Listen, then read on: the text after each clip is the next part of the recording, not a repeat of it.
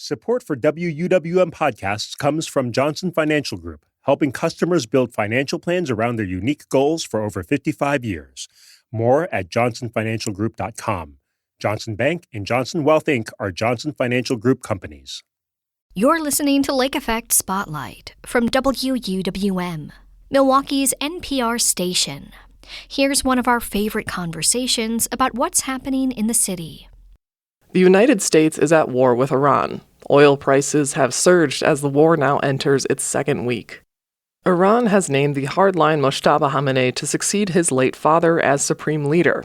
It signals defiance from Iran's leadership amid heavy U.S. and Israeli bombardment. WUWM's Maayan talked with Iranian students at UW-Milwaukee about how their families are affected and why they support international intervention.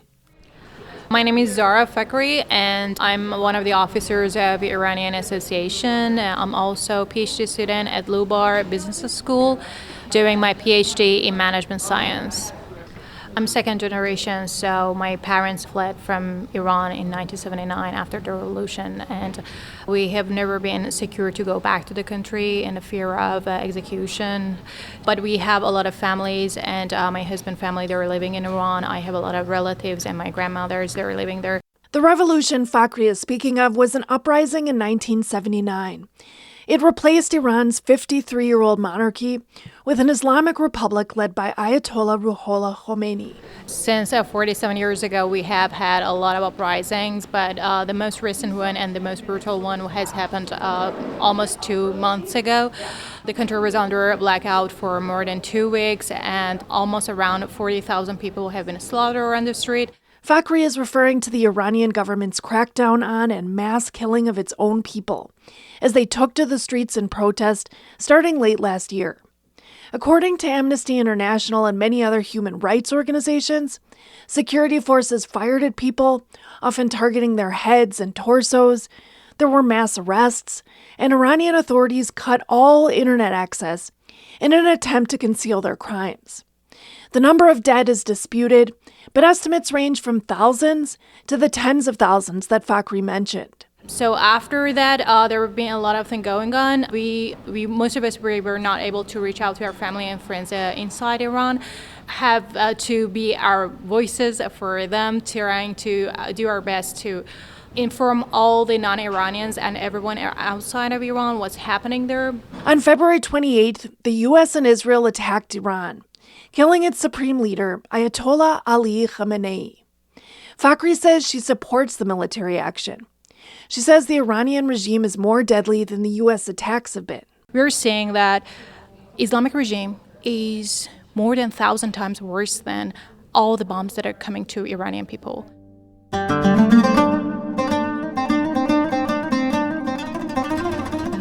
My name is Paria Payami, and I'm studying PhD architecture. I'm a PhD student in architecture at School of Architecture and Urban Planning.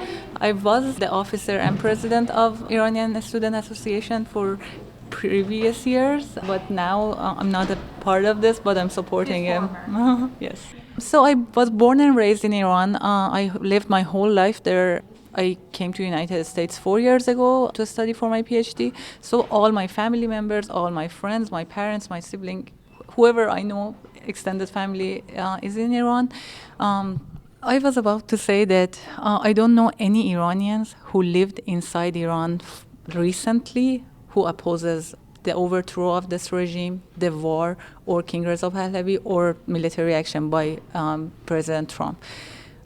Everyone who I had in contact with, my brother, my cousins, were asking, where is this help? Like, where is this promised help that is on the way when they are attacking? And now that they are attacking, they are all happy. They are cheering for them. Critics of the U.S. intervention in Iran say the attacks were launched without congressional approval and are against the will of a majority of Americans. CNN reports that nearly 60% of Americans disapprove of the Iran strikes, and most think a long-term conflict is likely. But the Iranian students are hopeful that opposition figure Reza Pahlavi will take power. He is the exiled crown prince of Iran who some Iranians see as a transitional leader to help the country towards becoming a secular democracy. This is not just about one person. The whole system needs to go, and King Reza Pahlavi is the one and only leader of opposition that Iranians want and accept. Payami says people shouldn't be opposed to this operation just because it's being waged by a Republican presidential administration and Israel. People are entitled to have any opinion on their president, and that's okay. But if that becomes the whole identity and whole worldview of someone, to say whatever President Trump is going to do is going to be a failure, that's bad. Because if that mindset, if any ideology or mindset you have will make you a terrorist supporter, you need to reevaluate, revisit that decision.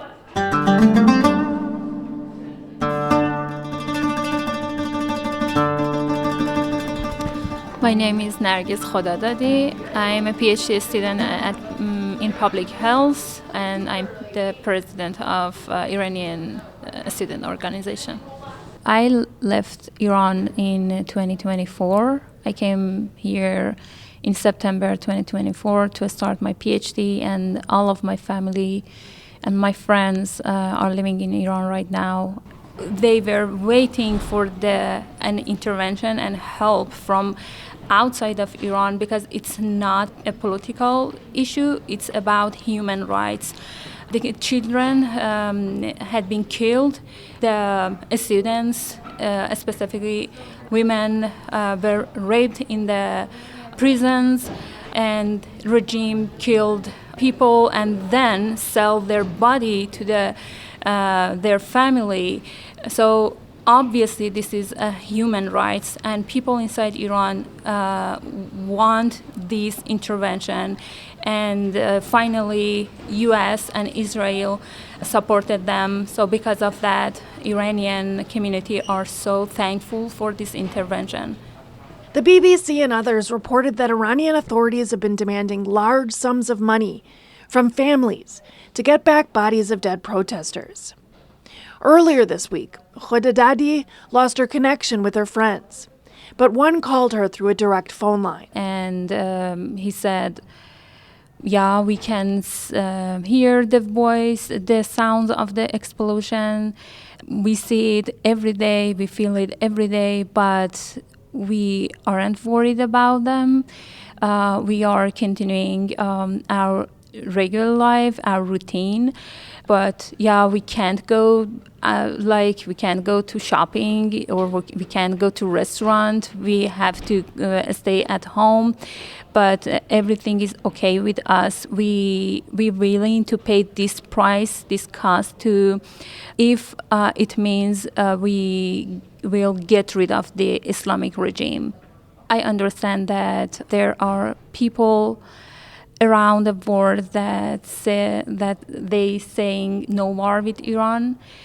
I wanted to ask them, okay, what's your alternative? Are you caring about the human rights? If you care about them, so want the human rights for Iranian as well. Iranians themselves want to pay this cost and get rid of the Islamic regime. Ultimately, the students feel that the Iranian people and their roughly 4,000-year culture will prevail. Here's Khodadadi again. One of the things that we celebrate in Iran called Yalda, which is the first night of the winter. Since that night, the days are becoming longer and nights are becoming shorter. And we celebrate that night because this is a sign and a symbol of the light will overcome the darkness. So we value that and we celebrate that, and we hope that one day comes that the light overcome the darkness of the Islamic regime. The students say the Persian community in Milwaukee is a close one, and they have several chat groups set up on Telegram and elsewhere to support each other during these times. Maayan Silver, 89.7 WUWM, Milwaukee's NPR.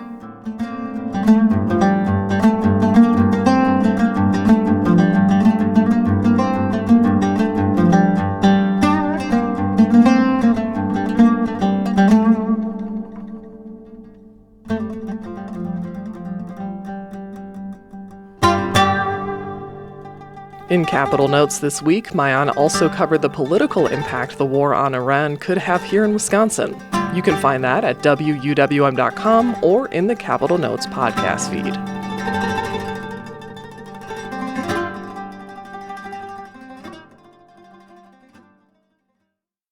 That was the Lake Effect Spotlight podcast. It comes from WUWM, Milwaukee's NPR station.